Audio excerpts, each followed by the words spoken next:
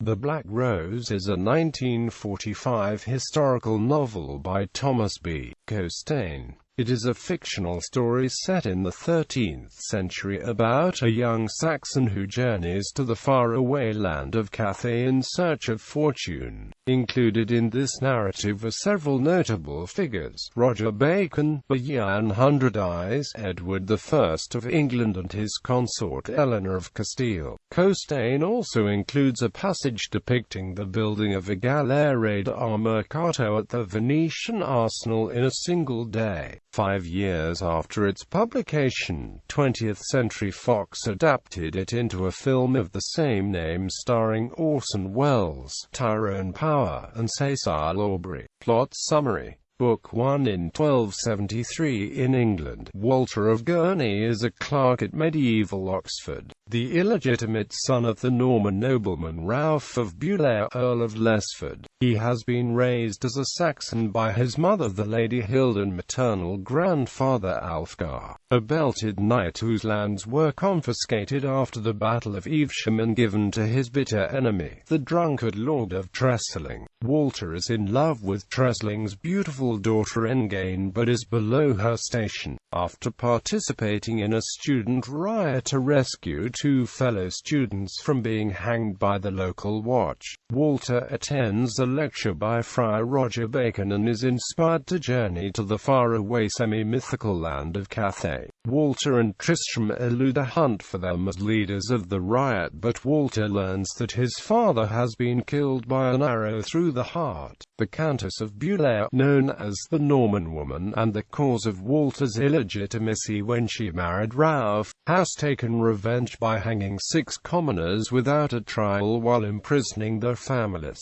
Walter is summoned to Bulair Castle for the funeral but stops first at Gurney, where he finds his mother enfeebled and the impoverished Alfgar, against all knightly traditions, in trade collecting discarded metals to sell so that he can make cheese. Tristram seeks him out to warn him that he is going to lead a raid on the Bulair Castle to free the families. After Walter sees that the children have been starved, he devises a plan for Tristram and his men to steal into the castle to rescue the families. The next day Walter encounters Engain, who tells him she has reluctantly resolved to marry Edmund, Ralph's legal heir and Walter's half-brother. In despair but to no avail, he argues that if not for a shipwreck that led Ralph to marry the Countess, Walter would be the legitimate heir and marrying Engain. Walter impulsively makes a vow of devotion to her, echoing Ralph's vow to the Lady Hild many years before. He attends the reading of the will and is bequeathed a pair of boots he has admired since childhood, together with an expensive cup. However, his father also wills him into the service of King Edward for life, so he decides to flee England, taking Tristram with him.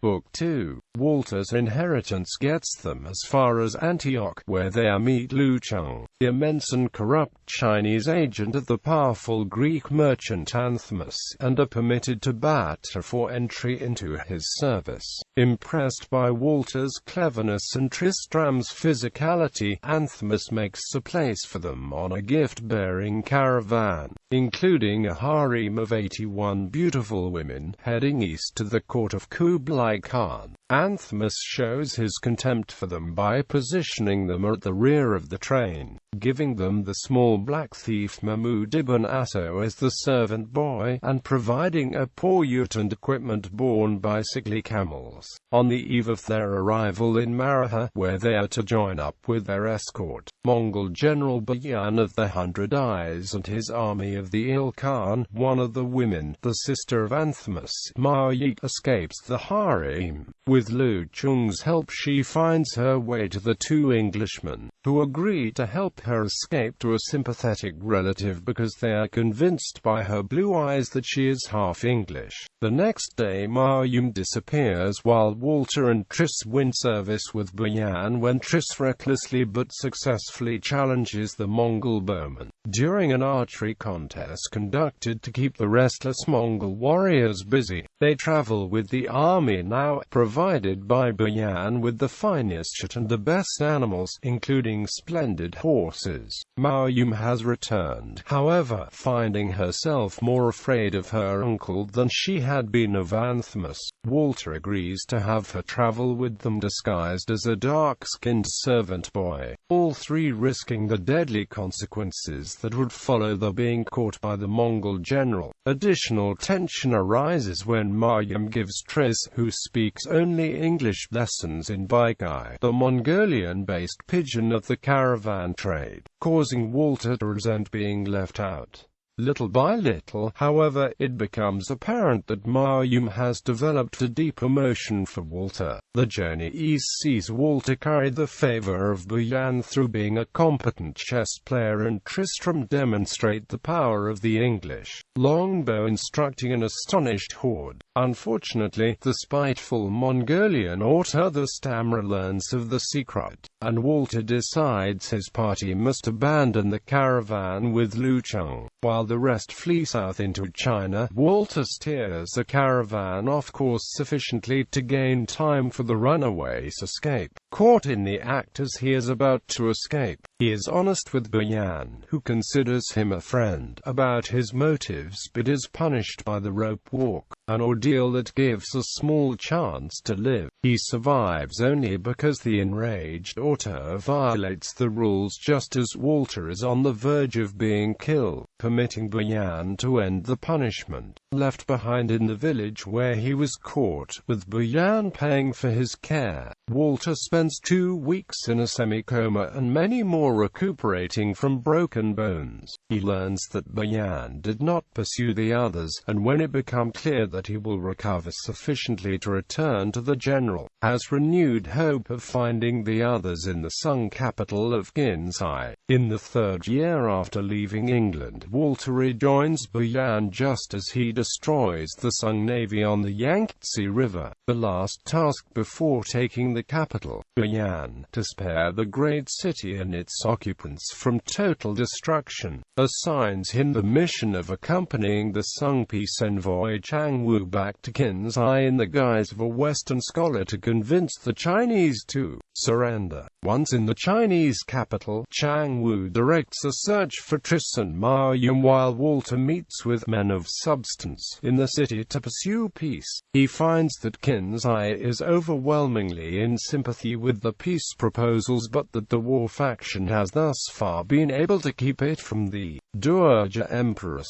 the Sung regent. On the day that Walter is to speak with the Dowager Empress, Lu Cheng is captured and provides information about the fate of the others. Tris was betrayed by Lu Cheng to bandits and probably killed. Almost his Da, the bird who feathers his own nest, has also arranged to sell Maoyum back to Anthemus through the corrupt and despotic silk merchant, Sung Yung, who is the power behind the war faction. Walter's conscience, seeing that vows of chivalry are often futile and harmful, compels him to break his Tuengain and contrive to wed Maoyum in the very clutches of Sung Yung, parting her beyond the power of Chinese magistrates to enforce the criminal transaction. However, as soon as they are married, he realizes how completely he loves Maoyum. Even better for his mission, the public disgrace of Sung Yung foments a riotous rebellion among the populace who kill the silk merchant and attack the shops of other merchants suspected of wanting war. The ability of common men to exert control on their own destinies, and to work for themselves on their own land, fills Walter with disgust for the feudal system in England. Walter keeps his audience with the Dowager Empress, but unfortunately his blonde hair, and the fact that the blonde Tris is not dead but also in Kinsai, fulfills an ancient proverb of 2 birds of golden plumage out of the west whose appearance will end the peril of destruction. The Dowager Empress refuses to surrender. The 3 are reunited but confined in the great interior palace, prisoners treated as gods, receiving daily gifts, including much jewelry, many gems, and a priceless porcelain vase. The young couple find happiness together in the luxurious abode of everlasting felicity. Knowing the Bayan is near, Walter has a report smuggled out of Kin's eye informing the general of the widespread desire for peace and his own confinement. Chang Wu arranges their escape by sea, but other peace forces try but fail to have the Englishman drowned by the vicious river tide. As a result, Ma Yum is unable to reach the ship before it departs. Book 3. 5 years after raiding Bulair, Tris and Walter return to London, rich with presents from the Dowager Empress. Their legal troubles appear to have become moot. King Edward is, if not a revered monarch, a respected one who considers himself English first, with an obligation to better the lot of the common man. Walter learns that his mother died a year after their departure and that Engane married Edmund and has a son by him. The new Earl of Lesford is more avaricious and oppressive than even his mother, hanging common men in revenge for the raid and barbarically driving others into banditry until open warfare exists between noble and commoner. Walter turns his share of the wealth into gold to pay his debts and redeem the cup he pawned to finance his adventure. Walter has knowledge of many wondrous inventions from the East: paper-making, gunpowder, the telescope, and the compass, but proof of their existence and Walter's copious notes of all he'd seen have been left behind during their escape. Walter returns to Gurney to find his grandfather prospering in trade. The reunion is disrupted when Engane comes to Gurney with her son, seeking sanctuary from her husband. In the meantime, Chang Wu sheltered Ma Yum following the attempt to drown the Englishman, and after 3 weeks arranged a ship for her to leave, just a week ahead of Bayan's invaders. Using gems sewn into the hem of her garments, Ma Yum then made her way with agonizing slowness to India, having given birth in Amboina along the way to a blonde, blue-eyed son she named Walter. Knowing none of the languages of the ports they reached, she used her wealth and the single word London to reach King Gan. As Walter arrives at Gurney, Ma Yum, her year-old son and Mahmud are at last able to gain passage on a ship bound for Aden. Walter offers to provide Engane support so that she may live in London while petitioning the king for return of her inheritance that Edmund seized. When they married, Edmund comes to claim her, but Walter with 8 archers of Gurney stands with her and he cowardly backs down. Engane, knowing Walter is married, calls Ma Yum a heathen and tries to undermine his marriage vows. Tris becomes the leader of the commoners' resistance. Walter escorts Engane to Bulair on the way to London, where they discover that Edmund hanging with an arrow in his chest from the same tree that his mother hanged the 6 commoners 5 years before. Engane's infant son is now Earl of Lesford, which restores her estates and makes her more determined than ever to have Walter obtain an annulment from Ma Yum. 6 months later, Ma Yum has reached Venice, finding the Christian city far more hostile and contemptuous than at any of her eastern stops. But for the first time, communicating in Greek, she is able to relate the story of her escape, reaping the good fortune of being placed on a new Venetian barime set for its maiden voyage to Marseille. In Gurney, Walter begins a paper-making enterprise with his grandfather, whose fortunes continue to prosper when King Edward restores his forfeited lands.